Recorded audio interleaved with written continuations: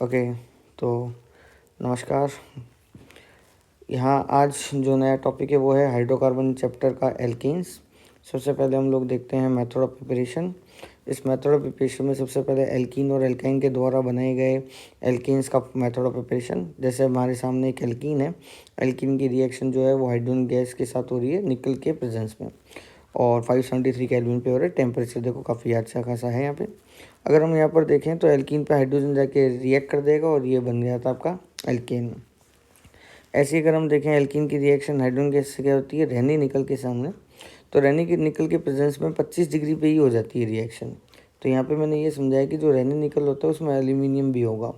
तो एल्यूमिनियम निकल ये एक मेटल है और इनमें क्या हो जाता है कि भाई जो सरफेस एरिया है वो इंक्रीज़ हो जाता है। सरफेस एरिया जब इंक्रीज़ हो जाता है तो रेट ऑफ रिएक्शन इंक्रीज़ हो गई, इसलिए रेट जो रिएक्शन की है वो इंक्रीज़ हो गई, तो टेम्परेचर यहाँ पे क्या हो गया, कम हो गया। ठीक है, इस रिएक्शन को जो कि रेनी निकल वाली है उसे हम कहते हैं सेबेटियर-सैंडर्स रिएक्शन। अगर हम यहाँ पर हाइड्रोजन की जो अटैकिंग पावर है उसकी स्टीरियोकेमिस्ट्री को समझें तो यहाँ पे ये सिन एडिशन करता है। सिन एडिशन का मतलब होता है कि जो एल्कीन है ना, या तो दोनों हाइड्रोजन सेम डायरेक्शन में बिलो द प्लेन अप्रोच कर रहे होंगे या फिर अबव द प्लेन अप्रोच कर रहे होंगे, उसी को ही हम लोग कहते हैं सिन एडिशन। अगर हम देखें एल्कीन की जो स्टीरियोकेमिस्ट्री वो क्या हो सकती है, जैसे सिस, ट्रांस, सिस या ट्रांस, ये हो सकती है। किस तरीके की एडिशन हो सकती है, एंटी मतलब दोनों अपोजिट, एंटी अपोजिट, सिन मतलब यहाँ पर इस तरीके से अबव द प्लेन और बिलो द प्लेन। अगर मान लो सिस एल्कीन होती है और एंटी एडिशन होती है उसे हम कहते हैं रेसिमिक। ठीक है, इसके लिए हम शॉर्ट फॉर्म कह सकते हैं कार, CAR, कार। ट्रांस एल्कीन होती है, एंटी एडिशन होती है, ये होता है मीजो। मीजो एक ऐसा कायरल सेंटर वाला मॉलिक्यूल है जो कि ऑप्टिकली इनएक्टिव होता है, ऑप्टिकली इनएक्टिव होगा। ठीक है, अब अगर हम देखें यहाँ पे सिस पे सिन एडिशन तो अगेन मीजो यानी कि ऑप्टिकली इनएक्टिव, ट्रांस पे सिन हो गया तो रेसिमिक। आइए ज़रा चेक करते हैं कि कैसे हमें ये चेक करना है। तो प्रैक्टिस प्रॉब्लम्स में हमने दिखाया कि जो हाइड्रोजनेशन होती है ना वो नंबर ऑफ पाई बॉन्ड्स के डायरेक्टली प्रोपोर्शनल होती है। यानी कि अगर मान लीजिए कि कोई एल्कीन है मान लो हमारे सामने, और एक मेरे सामने क्या है, एल्काइन है, तो जो एल्कीन और एल्काइन है मान लो, अगर इसमें रिएक्शन करवाऊँ मैं यहाँ पे, तो एल्काइन पे हाइड्रोजनेशन फास्ट होगी क्योंकि वो पाई बॉन्ड के क्या है, डायरेक्टली प्रोपोर्शनल है। तो हम सबको पता है यहाँ पे 2 पाई बॉन्ड है और यहाँ पे एक ही पाई बॉन्ड है। लेकिन अगर बात कर लो सिर्फ एल्कीन एल्कीन में, तो यहाँ पे स्टेबिलिटी भी देख सकते हैं हम लोग। तो हाइड्रोजनेशन स्टेबिलिटी के इन्वर्सली होती है। एल्कीन की प्रीवियस लेक्चर में हम लोग ऑलरेडी देख चुके थे स्टेबिलिटी कैसे देखनी होती है। अगर आपको देखना हो तो मीसोमेरिक वाला वीडियो है, उसमें जाके आप देख सकते हैं। अगर मैं मान लो क्वेश्चन दिखाऊँ, अगर मैं सिस वाली एल्कीन ले लेता हूँ, इसमें हाइड्रोजन की रिएक्शन कर रहा हूँ, तो हाइड्रोजन का जो अटैकिंग होगा वो कैसा होगा, सिन, और यहाँ पर ये क्या हो गया, सिस। तो यहाँ पे देखिए हमने क्या कहा भाई, सिस एल्कीन है, सिन एडिशन है, तो ये क्या बनेगा, मीज़ो। तो मीज़ो में मैंने कहा था वो ऑप्टिकली इनएक्टिव होगा। अब यहाँ पर अगर आप देखो तो ये अटैकिंग हो गई, दोनों हाइड्रोजन अबव दी प्लेन आ गए हैं। अब अगर हम यहाँ पे नोटिस करें तो देखो भाई यहाँ पे इजीली प्लेन ऑफ सिमेट्री एक रेड कलर के प्लेन से दिखा रखी है, वो आ चुकी है। इसका मतलब ये इसके 2 हिस्से हो गए, तो ये मीज़ो कंपाउंड हो गया ऑप्टिकली इनएक्टिव। तो यहाँ पे देखो साफ लिखा हुआ है कि भाई ये मीज़ो कंपाउंड है, और मीज़ो के लिए इन्होंने क्या कहा, ऑप्टिकली इनएक्टिव है, प्लेन ऑफ सिमेट्री प्रेजेंट है। मीज़ो कंपाउंड जो है वो इंटरनल कंपनसेशन की वजह से ये होता है। ये हम लोग आगे हेलोल्केन वाले चैप्टर में भी कवर करेंगे इस वाले पॉइंट को। फिलहाल आप अभी इन पॉइंट्स को थोड़ा सा लर्न ही कर लें। अब मान लीजिए कि भाई ये जैसे स्टीरियोकेमिस्ट्री है, तो ये अगेन देखो सेम फंक्शनल ग्रुप है, तो यहाँ पे अगर कोई भी एक जैसे ग्रुप एडजेसेंट में लगे हुए हैं तो ये क्या कहलाएगा आपका, सिस। हाइड्रोजनेशन हो रही है यहाँ पे, तो यहाँ पर हाइड्रोजन जो है वो क्या देखो सेम जगह पर लग गए। तो अगर हम यहाँ पर देखते हैं, ओके यहाँ पर सॉरी इधर आपको BR लगाना होगा, BR। तो अगर हम लोग यहाँ पर देखते हैं हाइड्रोजनेशन जब इस पे हो रही होती है तो सेम जगह लग गई। तो यहाँ पर देखो वैसे तो ये क्या है कि मीज़ो नहीं कहला सकती, क्योंकि अगर इसके आप प्लेन ऑफ सिमेट्री निकालते तो 2 इक्वल हिस्से नहीं हो सकते इन दोनों कायरल सेंटर के। 2 कायरल सेंटर है, इनके इक्वल हिस्से नहीं हुए, तो इस वाले कॉन्फ़िगरेशन को हम लोग कहेंगे इरिथ्रो। इसे हम कहते हैं इरिथ्रो, यानी कि इस तरीके से कोई भी 2 ग्रुप आमने सामने हो जाए। अब अगर हम देखें तो ये कौन सी एल्कीन होगी भैया, ट्रांस एल्कीन हो गई। ट्रांस एल्कीन पे ये कौन सा एडिशन कर रहा है, सिन एडिशन कर रहा है, तो ये कैसे बनेगा, रेसिमिक। रेसिमिक का मतलब यहाँ पर ये हुआ कि भाई मिथाइल को देखो बड़े ग्रुप है उनको तो ऊपर नीचे रख दो आप, है ना। उसके बाद जो है यहाँ पर आप क्योंकि हाइड्रोजन एक जैसे रख जाएंगे ना, तो इसलिए मैं यहाँ पे ड्यूटेरियम लगा देता हूँ। तो ड्यूटेरियम मैं लगा दूँ और हाइड्रोजन यहाँ लगा दूँ। ऐसा ज़रूरी नहीं है कि ये यहीं लगते, इसलिए इसकी इमेज भी बना लेते हैं, या फिर मैं कहूँ रेसमिक मिक्सचर। तो यहाँ पर H, ये D, ये इसे हम कहेंगे रेसमिक। तो यहाँ पे ट्रांसपेसिन एडिशन तो क्या बन गया, रेसमिक बन गया। अब अगर हम फिर से देखें तो ये वाली एल्कीन कैसी होगी, सिस, उसमें हाइड्रोजन का अटैक हो रहा है, तो यहाँ पर सिस पे सिन एडिशन कैसा होता है, मीज़ो।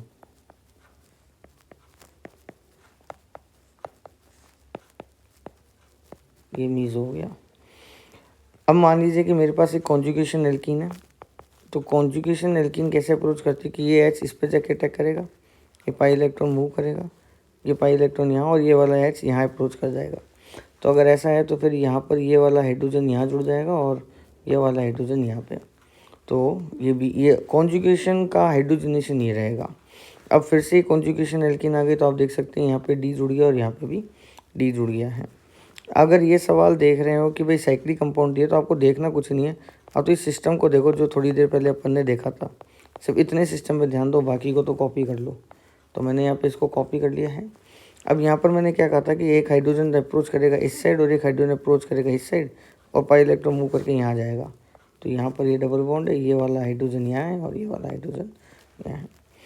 अब अगला जो क्वेश्चन नंबर 8 है वो ये कह रहा है कि भाई कौन सी एल्कीन पे जाके हाइड्रोजनेशन होगी। मान लीजिए कि वो मेरे को एक ही मोल दे दिए। अब यहाँ पर एक समस्या हो गई कि हाइड्रोजन का एक ही मोल है, तो रिएक्शन किसके साथ होगी। तो अगर आप देखो तो यहाँ पे एल्कीन पे हम लोग अल्फा H देख सकते हैं। इस एल्कीन का अल्फा H देखो, एक तो ये रहा, देखो है ना, एक ये रहा, ठीक है, और एक ये रहा, ठीक है। तो यहाँ पर कितने अल्फा H है, 1, 2 और 3। यहाँ कितने हैं, 1 और 2, और यहाँ कितने हैं, 2। तो टोटल इस एल्कीन पे 7 अल्फा H है।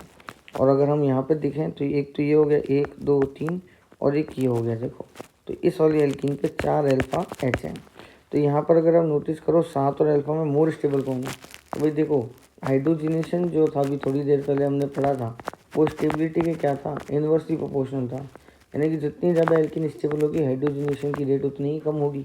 तो इसका मतलब है कि हाइड्रोजन जो है वो वहाँ जुड़ेगा जहाँ एल्कीन अनस्टेबल होगी या कम अल्फा H वाली होगी।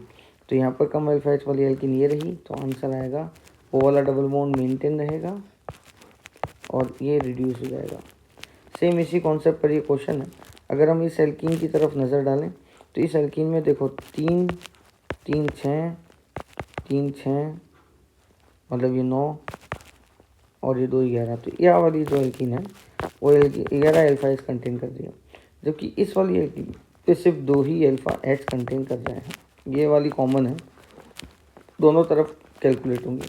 अब हाइड्रोजनेशन का फिर से मैंने तुम्हें बांध दिया है कि 1 मोल करना है, तो ये सिर्फ 2 अल्फा H वाले पे जाके अटैक कर लेगा। तो आंसर आएगा CH3, CH3, double bond C, CH3, CH2, CH2 और CH3। ये देखो।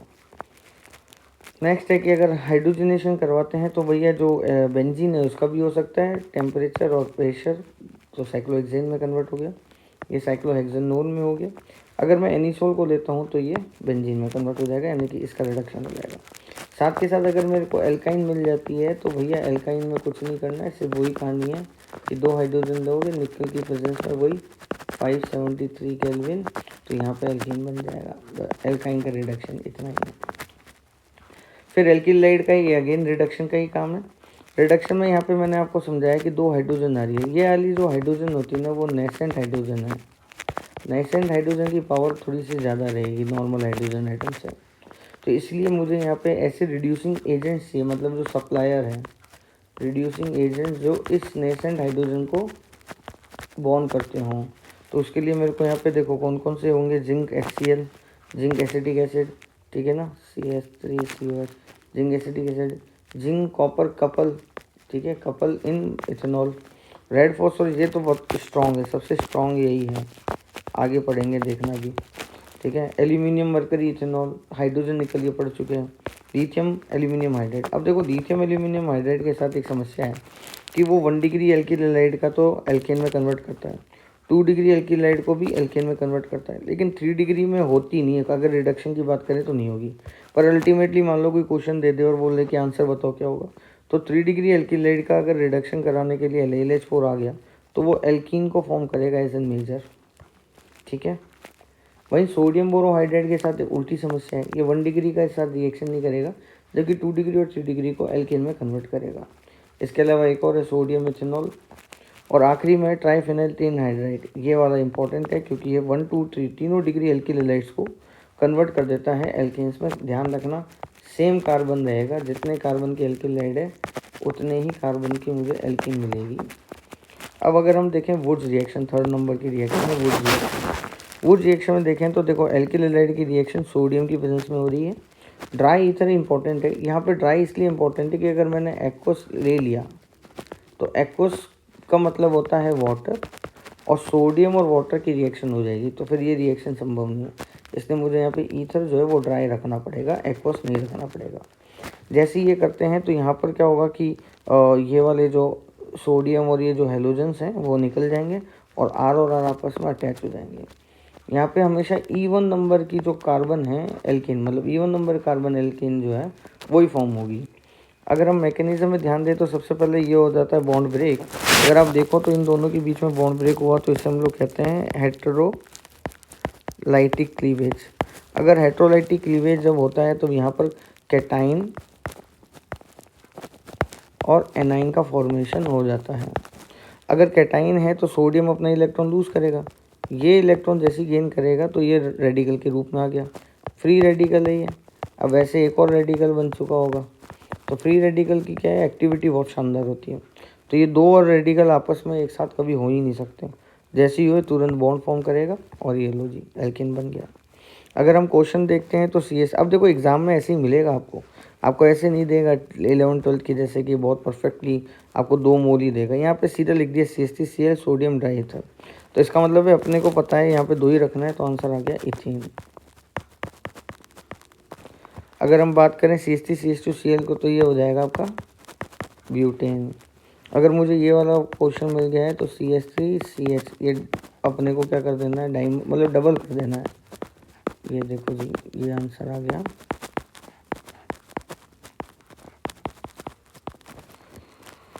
स्पेशल केस की अगर हम बात करें तो अगेन ये आ गया है 3 डिग्री एल्किलाइड। भैया जितनी ज़्यादा कहानी मैं इसके लिए बता रहा हूँ शायद ही किसी के लिए बताऊँगा पूरी एंटायर ऑर्गेनिक केमिस्ट्री के लेक्चर में। 3 डिग्री एल्किलाइड का मेजर प्रोडक्ट एक ही बनता है, वो है एल्कीन, क्योंकि यहाँ पर कहानी एक ही है और वो है डीहाइड्रोहेलोजिनेशन। ये एल्कीन बनती किसकी वजह से, डीहाइड्रो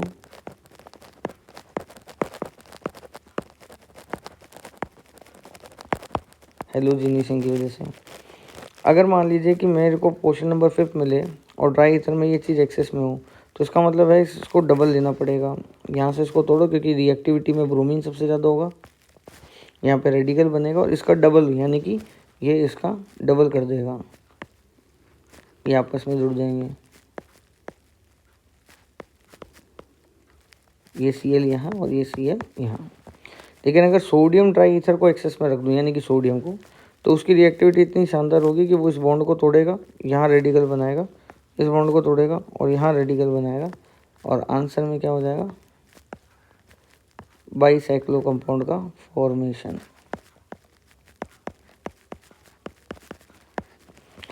अगर हम देखें यहाँ पे कोर्स नोट दे रखा है, if we use different alkyl halide then mixture of alkane are formed, odd number carbon alkane are not form as an major product, this is very important for अस।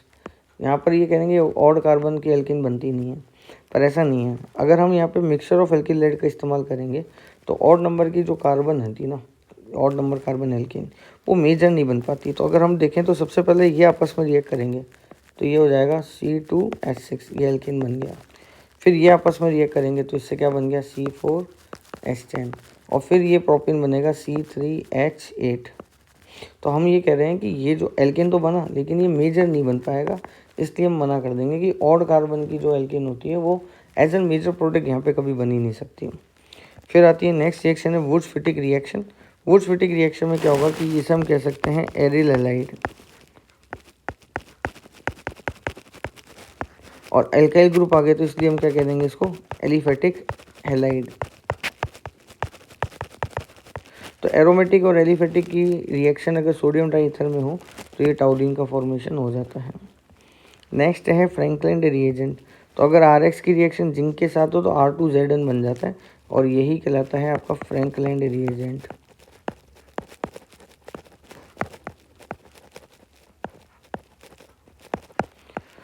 फिर R2ZN की रिएक्शन यहाँ पे RX के साथ हो जाती है तो this is form alkane by decarboxylation. देखो डीकार्बोक्सिलेशन की बात करते हैं तो सबसे पहले है कि 2 से 3 कार्बन की डीकार्बोक्सिलेशन को गर्म करना है। आपके सामने ये 2 कार्बन है, इन 2 कार्बन को गर्म करना है। सिर्फ हीटिंग इफेक्ट से यहाँ से जो CO2 होती है ना वो रिलीज हो जाएगी यहाँ पे, और यहाँ पर देखो क्या बच गया HCOO और ये अकेला एक H बच गया, जो ये रहा आंसर। फॉर्मिक एसिड का फॉर्मेशन कर दिया इसने। ठीक है, अगर 3 कार्बनिक हो तो इसे हम कहते हैं मेलोनिक एसिड। इसका नाम है ऑक्जेलिक एसिड। तो मेलोनिक एसिड को गर्म करेंगे तो ये वाली CO2 रिलीज हो जाएगी, तो यहाँ पे एसिटिक एसिड और CO2 निकल गया। फिर हमें बीटा कीटो एसिड्स को भी गर्म करना होगा। बीटा कीटो एसिड का मतलब है कि ये अल्फा हो गया और ये बीटा हो गया। अगर मेरे को गर्म करना है तो ये देखो CO2 जो है वो यहाँ से रिलीज हो गई और ये H जो है वो यहाँ चल जाएगा, तो ये एसीटोन बन गया। देखो अगर मेरे को ये साइक्लिक क्वेश्चन मिल जाए तो साइक्लिक क्वेश्चन में मैं देख लूँगा कि भाई बीटा कीटो एसिड है या नहीं है, तो भाई कार्बोक्सिल जिस कार्बन से जुड़ जाए वो अल्फा और उसके नेक्स्ट वाला कार्बन करना है बीटा, तो ये भी CO2 जो है वो यहाँ से रिलीज हो गई है एज एन गैस। इस बार सवाल में तो अल्फा बीटा, अब देखो ऐसा ये दोनों तरफ अल्फा बीटा है तो ये दोनों तरफ से CO2 उड़ा देगा एक ही बारी में, तो ये बन जाएगा आपका कीटोन। अगर सोडा लाइम की बात करें तो ये मिक्सचर होता है NaOH और नीचे लिखा होगा वैसे तो CaO का मिक्सचर को हम लोग कहते हैं सोडा लाइम। तो सोडा लाइम में ना क्या हो गया, इसको हम क्या कहेंगे सोडियम एसीटेट। तो सोडियम एसीटेट की रिएक्शन NaOH और CaO के प्रेजेंस में करते हैं तो यहाँ पे ये CO2 को उड़ा देगा। वैसे तो यहाँ Na2CO3 बनता है साइड प्रोडक्ट में, ठीक है, और एल्केन बन जाएगी। यानी कि यहाँ पे देखो एक तो मीथेन बन गई है, ऊपर से और कार्बन भी बन जाएगी। अगर यहाँ पे सोडियम फॉर्मेट ले लूँ मैं,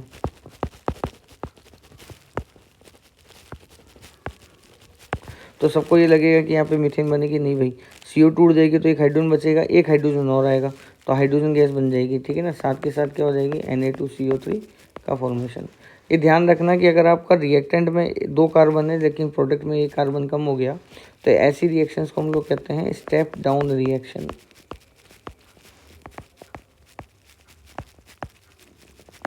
ठीक है, अब अगर देखें यहाँ पे कितने कार्बन है 3, तो एक ये वाला जो है हिस्सा उड़ जाएगा और यहाँ पे एक हाइड्रोजन सप्लाई कर देना तो इथेन बन गया। ये देखो ऐसे देखो 3 1 2 3 4, तो यहाँ पर क्या हो गया कि ये CO2 उड़ा और यहाँ पर ये हो गया। तो क्या लिखा है और number of carbon alkane form और मीथेन कैन बी फॉर्म। उसके बाद मैंने एक क्वेश्चन दिया आपको, इस क्वेश्चन में मैंने देखो ये क्या हुआ अल्फ़ा, ये हो गया बीटा, ये हो गया अल्फ़ा, साथ के साथ ये हो गया आपका 3 कार्बन की डाइकार्बोक्सिक, ये भी 3 कार्बन की डाइकार्बोक्सिक और ये भी 3 कार्बन की डाइकार्बोक्सिक। इससे एक एक CO2 उड़ा देना, ये तो दोनों CO2 उड़ जाएगी क्योंकि पहले तो 3 कार्बन की डाइकार्बोक्सिक से CO2 उड़ेगी, फिर बीटा कीटो एसिड की वजह से उड़ेगी, तो देखो दोनों तरफ जो CO है ना ये उड़ जाएंगे यहाँ से। एक ये बच जाएगा क्योंकि ये सिर्फ 3 कार्बन की और ये कोई बीटा कीटो एसिड नहीं है, तो मैंने अगला क्या दे दिया सोडा लाइम डीकार्बोक्सिलेशन, तो इसको भी ये उड़ा देगा। ये लो जी। फिर मैंने ये सवाल दिया कि बताओ इसका आंसर क्या होगा, तो सिंपल सी बात यही है कि इसका आंसर मुझे बता दीजिएगा, है ना, रिप्लाई कर दीजिएगा कि क्या हुआ। अब अगर हम बात करें तो सोडा लाइम डीकार्बोक्सिलेशन में जो इंटरमीडिएट है वो क्या बन रहा है C नेगेटिव। तो C नेगेटिव के लिए हम कहते हैं कि जो ईज ऑफ डीकार्बोक्सिलेशन है वो स्टेबिलिटी के डायरेक्टली प्रोपोर्शनल है कार्बन 9 की। और हमारे जो प्रीवियस वीडियोस है उसके अंदर ऑलरेडी हम डिस्कस कर लिए थे कि भाई जो C नेगेटिव है उसकी स्टेबिलिटी ऑर्डर क्या है, -M -H -I simple +I +S +M। तो सिंपल सी बात है कि पीरिडीन के कॉम्प्लेक्स दे दिए मैंने, यहाँ पे COH दे दिए, तो पीरिडीन का नाइट्रोजन केवल -I ही लगा पाएगा क्योंकि ऑलरेडी रिंग के अंदर रेजोनेंस चल ही रहा है, ऊपर से इसका जो लोन पेयर है वो किसी यूज़ का नहीं है यहाँ पे। तो ऐसे में सबसे -I डिस्टेंस पर डिपेंड होती है, हमारी बात हो चुकी है। तो सबसे ज़्यादा ईज होगी फर्स्ट की, फिर किसकी हो जाएगी सेकंड की और फिर थर्ड की। ये लो जी। अगर हम यहाँ पे बात करते हैं तो देखो जी सोडा लाइम डीकार्बोक्सिलेशन करेंगे तो इसका मतलब है यहाँ नेगेटिव आएगा, सोडा लाइम डीकार्बोक्सिलेशन करेंगे तो इसका मतलब है यहाँ नेगेटिव आएगा, सोडा लाइम डीकार्बोक्सिलेशन करेंगे तो यहाँ नेगेटिव आएगा। आप देख पा रहे हो यहाँ पे रेजोनेंस मिल गया। तो भाई जहाँ रेजोनेंस मिल गया हमारी रिएक्टिविटी अच्छी खासी होगी। तो सबसे ज़्यादा तो रिएक्टिविटी किसकी हो गई, थर्ड की। फिर रेजोनेंस तो नहीं है, लेकिन यहाँ पे ये कार्बन sp2 हो गया, और sp2 कार्बन का मतलब है S- लग जाना, और यहाँ पर ये कार्बन जो है वो sp3 हो गया, और sp3 जो वो +I लगा सकता है। तो कार्बन एन क्या हो गया, अनस्टेबल। तो यहाँ पर सॉरी, यहाँ पे मिस्टेक हो गई, हाँ जी, तो ये यहाँ पे आ गया 1 और यहाँ आ गया 2। उसके बाद देखो फिर से यहाँ पर ये हुआ कि CO2 यहाँ से रिलीज़ हुआ, ये आ गया नेगेटिव चार्ज, CO2 यहाँ से रिलीज़ हुआ, यहाँ आ गया नेगेटिव चार्ज, ये केवल -I लगा पाता, और ये -M के साथ -I लगा देगा, यानी कि फर्स्ट की रिएक्टिविटी ज़्यादा हो गई। फिर ऐसा मैंने क्वेश्चन दे दिया कि भाई एसिटिक एसिड की रिएक्शन इससे कराओ। तो सबसे पहले ध्यान रखना, ऑर्गेनिक केमिस्ट्री में एसिड बेस रिएक्शन पहले करवाता है। तो इसका मतलब है यहाँ पर ये सोडियम फॉर्मेट का फॉर्मेशन कर देगा, ठीक है। फिर ये अभी थोड़ी देर में समझ ही गए होंगे। तो ये मीथेन यहाँ पर ये जो है ना वो CH3 नेगेटिव बनेगा, और फिर प्रोटोनेशन करवा के ये क्या बना दिया, मीथेन। अगला टॉपिक है कोलवे इलेक्ट्रोलाइसिस, ये हम लोग नेक्स्ट क्लास में पढ़ेंगे। तब तक के लिए धन्यवाद, गुड बाय।